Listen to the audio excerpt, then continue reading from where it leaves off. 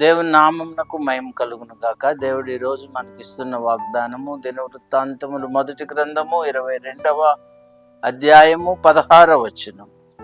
నీవు పని పూనుకొనుము, యెహోవా నీకు తోడుగా ఉండును.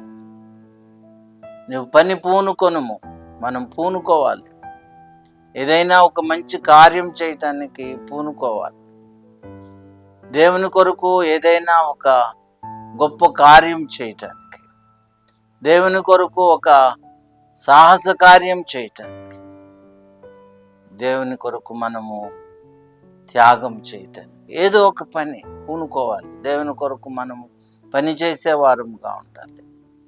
అప్పుడు దేవుడు మన కార్యములను సఫలపరిచి మనకు తోడుగా ఉంటాడు.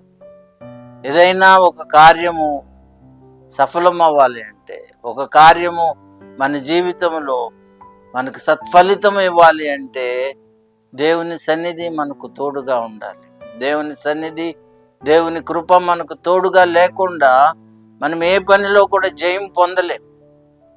మనం ఏ పని చేసినా మనకు అపజయమే కలుగుతుంది. కానీ దేవుని మీద భారం వేసి మనం ముందుకు వెళ్ళినట్లయితే ఆ పనిలో దేవుడు మనకు సహాయం చేస్తాడు. దేవుని మీద భారం వేసి ఆయన యందు విశ్వాసం ఉంచి మనం పనిని పూనుకోవాలి.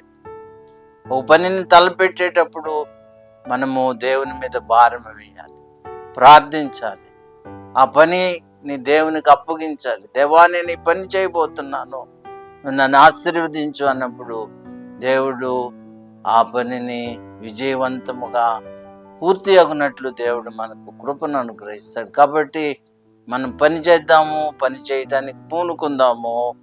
దేవుడు మనకు తోడుగా ఉండి ఆ పనులను విజయవంతముగా మనకు అనుగ్రహించును గాక. ఆమేన్.